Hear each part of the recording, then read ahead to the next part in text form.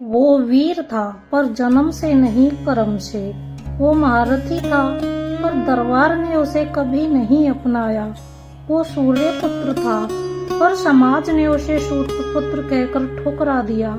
जब जब उसने अपने अस्तित्व को साबित करने की कोशिश की, कुल जाति और वंश के बंधनों ने उसे नीचे गिरा दिया। पर क्या किसी की आत्मा उसकी जाति से छोटी होती है? क्या केवल जन्म ही तय करता है कि कौन योग्य है और कौन अयोग्य? आप भी कमेंट करके बताएं आपको क्या लगता है। आज वो उस पुरुष से मिलने आया जिसे लोग गंगा पुत्र कहते हैं, जो धर्म के रक्षक हैं, पर क्या न्याय के रक्षक भी हैं? ये संवाद उन दो महान पुरुषों का है, एक जो समाज की मर्यादा का प्रहरी है और दूसरा जो मर्यादा की दीवारों के बीच सांस लेने की कोशिश कर रहा है। आज अंगराज कर्ण पूछेंगे वो प्रश्न जिसका जवाब देने में भीष्म पितामह कांप उठेंगे। अंगराज कर्ण आते हैं और प्रणाम की मुद्रा में सिर झुकाते हुए कहते हैं, प्रणाम पितामह भीष्म। भीष्म पितामह आंखें खोलते हैं और मुस्कुराते हैं, आयुष्मान भव वत्स। आज सूरज डूबने को है और तुम इस घड़ी कहो तुम्हारे मन में क्या चल रहा है? कर्ण ने बहुत धीमे स्वर में कहा, पितामह भीष्म, मन बहुत व्याकुल है। एक प्रश्न है मेरे मन में जो कई वर्षों से मेरे भीतर धधक रहा है और मेरे मन को परेशान कर रहा है। उसका उत्तर पाने की केवल आपसे ही आशा है और कोई उसका उत्तर नहीं दे सकता। भीष्म पितामह बहुत गंभीर मुद्रा में होकर बोलते हैं, अंगराज कर्ण, ऐसा क्या प्रश्न है जो एक महारथी के हृदय को विचलित कर रहा है? कर्ण वेदनापूर्ण स्वर में बोलते हैं, पितामह, क्या मनुष्य का जन्म उसकी जाति, कुल या वर्ण उसकी योग्यता से भी बड़ा होता है?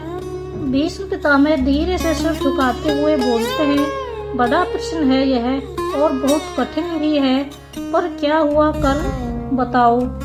फिर कर्ण बोलते हैं, हर बार हर अवसर पर मुझे मेरे जन्म की दीवार से टकरा कर लौटना पड़ता है। जब मैंने गुरुकुल में धनुर्विद्या सीखी तो सूतपुत्र कहकर अपमानित किया गया। जब मैंने श्रेष्ठता दिखाई तो कहा गया यह क्षत्रियों का अधिकार है। जब मैंने महारथी बनने की चेष्टा की, सभा ने मेरा उपहास किया और मैं चुप रहा। क्या केवल इस कारण कि मैं एक रथवान के घर जन्मा, मुझे अपने सपनों से वंचित रहना पड़ेगा? भीष्म पितामह जवाब देते हैं, कर्ण, समाज की व्यवस्था यही है, वंश, धर्म और मर्यादा पर टिकी हुई है यह। इन्हीं स्तंभों से इसका संतुलन बना हुआ है। कर्ण बहुत ही आक्रोश को दबाते हुए बोलते हैं, और यदि वही स्तंभ अन्याय पर टिके हुए हों तो पितामह, क्या कोई ब्राह्मण अधर्मी नहीं हो सकता? क्या कोई क्षत्रिय कायर नहीं हो सकता? फिर क्यों नहीं एक सूतपुत्र सत्य और धर्म का वाहक हो सकता? भीष्म पितामह धीमे स्वर में बोलते हैं, तुम्हारे शब्दों में अग्नि है कर्ण, और बहुत पीड़ा भी छुपी हुई है, पर ये अग्नि इस मर्यादा को जला दे तो समाज खंडित हो जाएगा।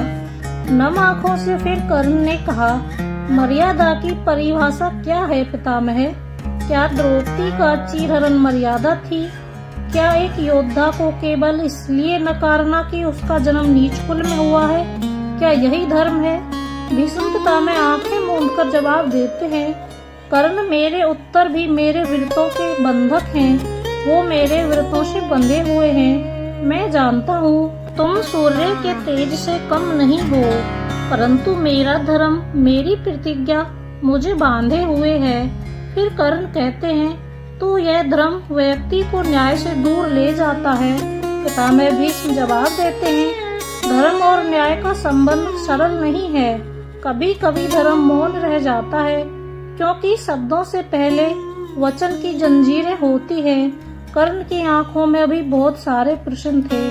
फिर कर्ण ने कहा, यदि मैं किसी राजकुल में जन्मा होता तो क्या आप मुझे स्वीकार करते?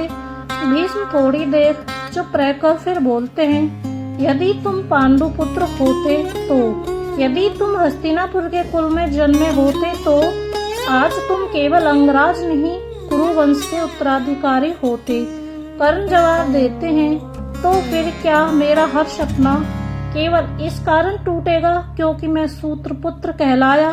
भीष्म बहुत ही गंभीर स्वर में बोलते हैं, नहीं कर्ण, तुम्हारी योग्यता अद्वितीय है, पर यह व्यवस्था जन्म से निर्धारित होती है, कर्म बाद में आता है। कर्ण हंसते हुए व्यंग में कहते हैं, तो फिर अर्जुन को सब मिला और मुझसे सब कुछ छीन लिया गया, क्योंकि उसकी माँ एक रानी थी और मेरी माँ शायद मुझे त्याग देने में ही अपना धर्म समझती थी। भीष्म चौंकते हुए बोले, तुम अपनी माँ को दोष मत दो, उनके पास कोई और विकल्प नहीं होगा। कर्ण धीरे से बोले, क्या आप मेरी माँ को जानते हैं? भीष्म आंखें झुकाते लेते हैं और कहते हैं, एक दिन सत्य प्रकट होगा कर्ण, और उस दिन तुम्हारा रक्त भी बोलेगा, पर तब तक तुम धैर्य रखो। कर्ण पितामह भीष्म से आग्रह पूर्वक कहते हैं, कृपा करके पितामह, मुझे जानना है कि मेरा संघर्ष क्या केवल मेरी जाति का दंड है? भीष्म पितामह जवाब देते हैं, तुम सूर्य पुत्र होकर एक महान शक्तिशाली योद्धा जिसने अपने भाग्य को खुद गढ़ा है, तुम्हारा जन्म कोई लांछन नहीं बल्कि एक तप है। कर्ण रोष में आ जाते हैं और कहते हैं, तो क्या आप मुझे वे अधिकार देंगे जो एक क्षत्रिय को मिलते हैं? भीष्म पितामह एक पल भर के लिए चुप होते हैं और कहते हैं, मैं धर्म के साथ हूँ, और यदि तुम्हारा मार्ग धर्म में है तो हाँ, मैं तुम्हारे साथ हूँ। कर्ण गंभीर स्वर में बोलते हैं, यह समाज मेरे जैसे लोग धर्म के लिए लड़ते हैं तब हमें अयोग्य कहा जाता है।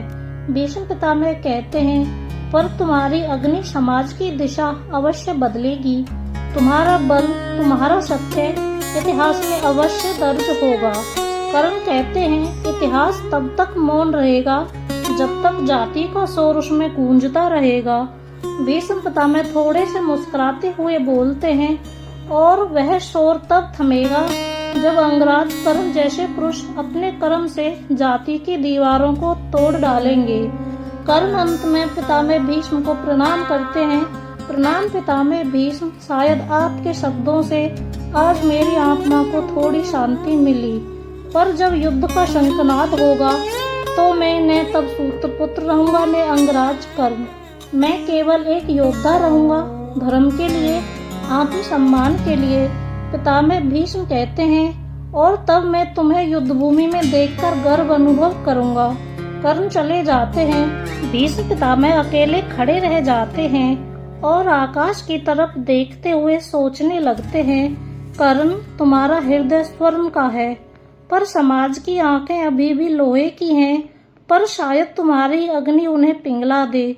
उम्मीद है कि आपको वीडियो पसंद आई होगी। वीडियो पसंद आई हो तो वीडियो को लाइक और शेयर करना, चैनल को सब्सक्राइब करना। Thanks for watching.